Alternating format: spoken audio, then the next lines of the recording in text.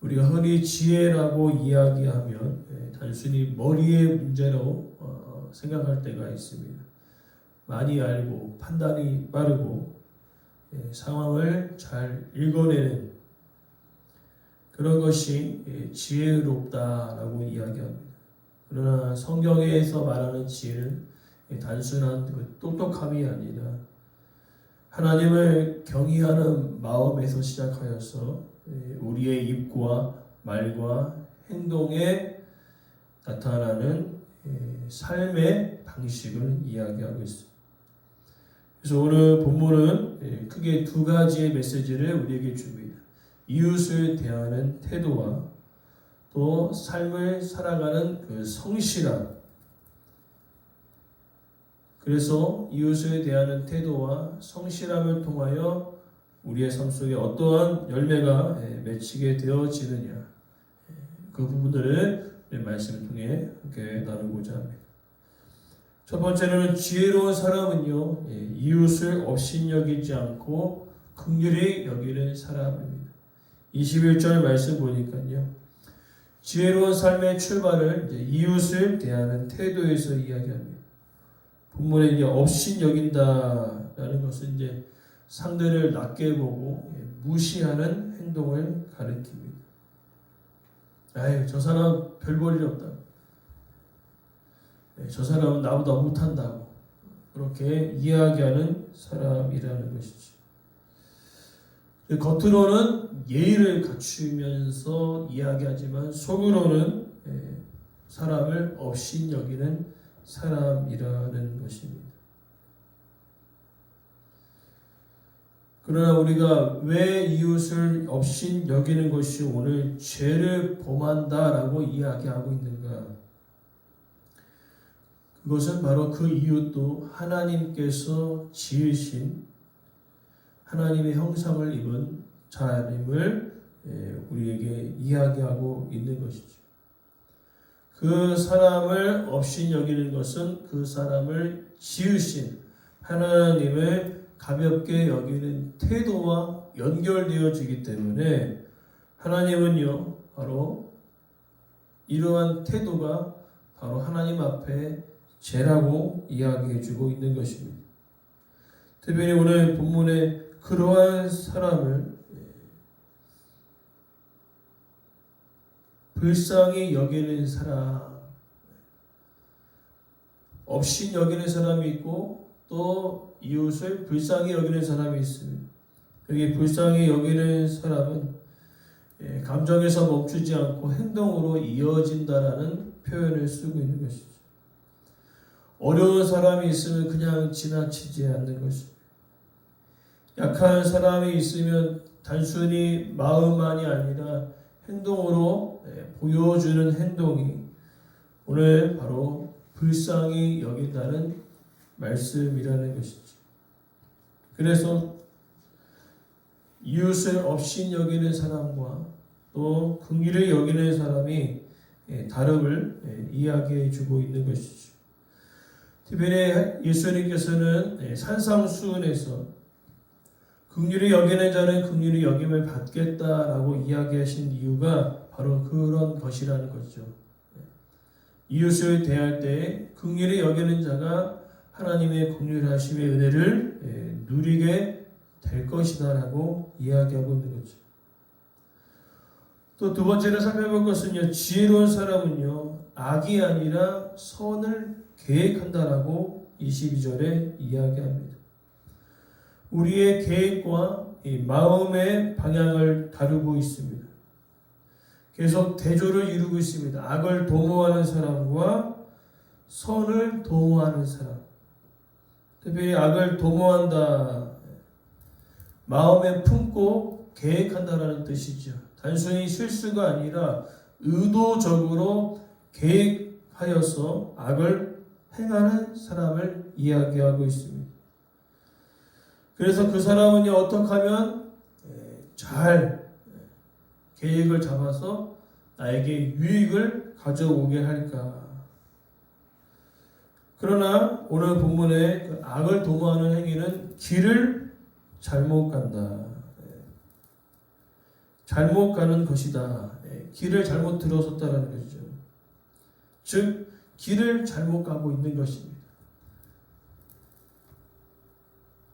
아무리 똑똑해 보이고 아무리 계산이 빨라도 악한 것을 계획하는 사람의 마지막은 좋아 보여도 길을 이탈하는 것이지. 길을 잃어버린 행위와 같다라고 이야기하고 있습니다. 그러나 반대로 선을 도모하는 사람이 있습니다. 이것도 마찬가지로 한번 우연히가 아니라 계획을 하고 실제로 행동에 옮기는 사람이라는 거죠. 선도 계획을 해야 된다는 겁니다. 왜냐하면 우리는 이 본능에 맞춰서 움직이는 사람들이기 때문에 선한 마음도 계획하고 행동하지 않으면 우리의 본능은 악을 도모하는 마음에 훨씬 더 가깝기 때문에 그렇다는 것이죠. 그렇기 때문에 누군가를 용서하는 것도 결단이 필요하고 어떠한 섬김에도 결단이 필요한 것입니다. 왜냐하면 악한 말은 쉽게 나오지만 선한 행위는요, 계획하지 않고 행동하지 않으면 우리 마음에서 자연스럽게 일어나는 행동이 아니기 때문에 그렇다는 것입니다. 그러면서 오늘 본문에 선을 도모하는 사람은 인자와 진리가 있다라고 표현하고 있습니다. 인자는 사랑과 자비와 하나님의 은혜를 가리키고요. 진리는 거짓 없는 마음을 가리킵니다. 즉 선을 계획하는 사람에게는요, 그 사람에게서 하나님의 은혜가 흘러가는 것입니다. 하나님의 사랑이 흘러가서 나도 살고 너도 사는 그런 일들을 바로 선을 계획하는 자들에게 있음을 본문은 이해해 주고 있는 것이지. 또 이어서 이제 세 번째 살펴볼 것은 지혜로운 사람은요, 말뿐만이 아니라 성실한 수고로 열매를 맺게 되어진다라고 이야기합니다. 모든 수고에는요, 특별히 우리 두 분 집사님은 확실히 아시겠죠. 어떤 것을 열매를 걷기 위해서는 여러 가지 수고가 있습니다. 수고가 있어야 열매가 있는 것입니다.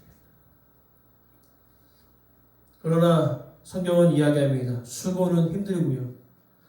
수고는 땀이 있습니다. 또 때로는 피곤함도 있습니다. 그리고 때로는 알아주는 사람이 없을 때도 있습니다. 그러나 성경은 분명히 밝힙니다. 수고에는 반드시 이익이 따른다. 하나님 앞에 성실한 수고, 절대로 헛되지 않음을 이야기해 주고 있는 것이죠.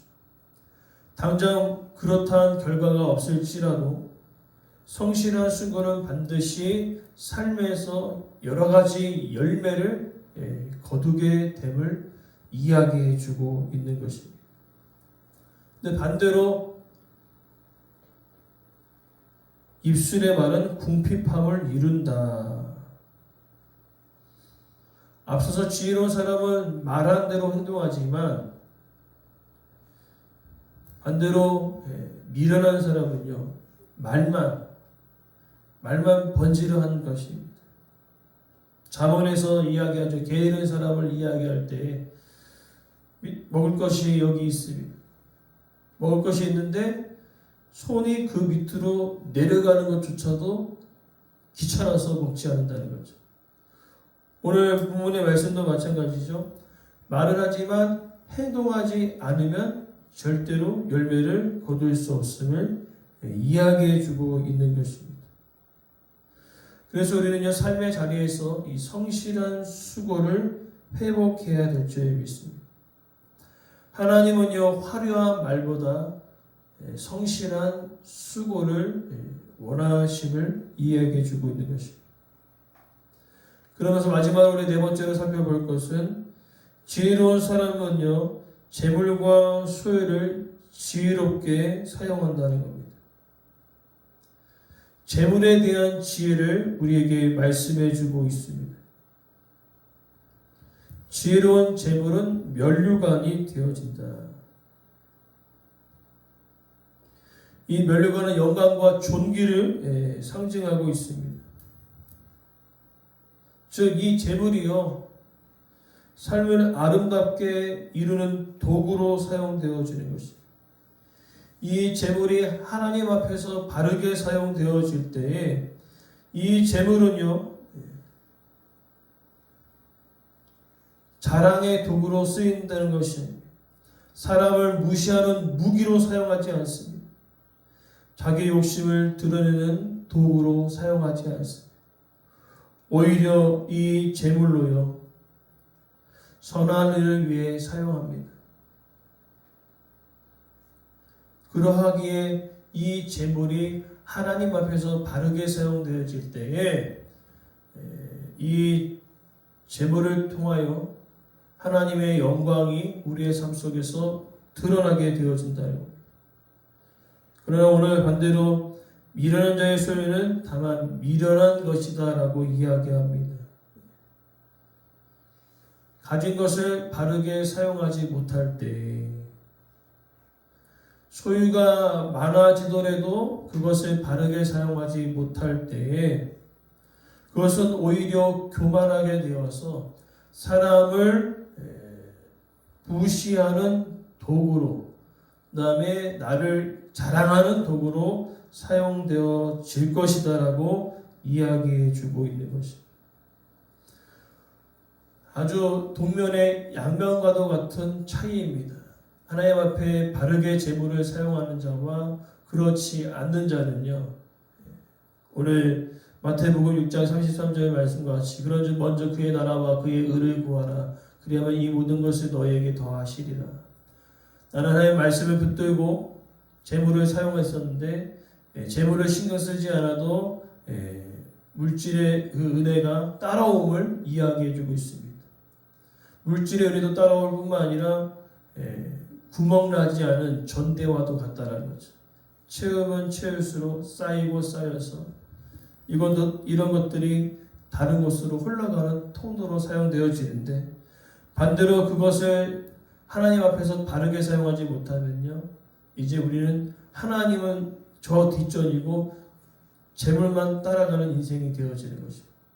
그런 인생을 성경은 구멍 뚫린 전대라고 얘기합니다. 아무리 채워놔도 채워지지 않는 것이죠. 이만큼 채웠는데 아침에 일어나 보면 중간 없는 겁니다. 또 채웠는데 또 없어요. 또 채우고 없습니다. 이것이 바로 하나님께서 말씀하신 재물을 올바르게 사용하는 방법이라는 거죠. 소망하는 것은 우리가 하나님을 붙들고 나아갈 때에, 재물을 올바르게 사용할 때에 그것이 선한 도구로, 하나님의 영광을 드러내는 도구로 사용되어질 줄 믿습니다. 그러면서 오늘 본문의 메시지는요, 열매가 완전히 다르는 것입니다. 이웃을 대하는 태도와 성실함의 모습은요, 열매가 다릅니다. 사랑으로 대할 때 하나님께서 만드신 사랑스러운 하나님의 형상을 입은 존재로 그들을 대할 때 하나님의 사랑이 그들 가운데 흘러가게 될 것이고, 또 말만이 아니라 실제로 수고했을 때 성실한 수고를 통하여 하나님은 우리의 삶 속에 아름다운 열매를 맺게 하여 주신다는 것입니다. 그러기에 우리는요, 누구를 위해 재물을 쌓고 있는지, 또 이웃을 대할 때 어떠한 마음으로 대하고 있는지, 그것이 우리의 믿음을 드러내는 삶의 모습이 되어진다라고 오늘 본문의 말씀은 이야기합니다.